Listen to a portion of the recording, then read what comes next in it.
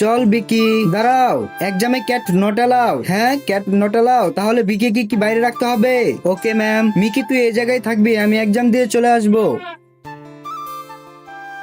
এই তো এক্সাম শেষ, তাড়াতাড়ি যাই। ম্যাম নোট নেন। হ্যাঁ, মিকি মিকি কোথায় গেল? ম্যাম মিকি এখান থেকে হারিয়ে গিয়েছে, আমি তোমাকে নিয়ে আসতে বারণ করেছিলাম। ম্যাম আমি তো, হ্যাঁ আইডিয়া, আমি সব জায়গায় মিসিং পোস্টার লাগাবো। হ্যাঁ মিকি, আমি এখন ভিকিকে কোথায় খুঁজবো?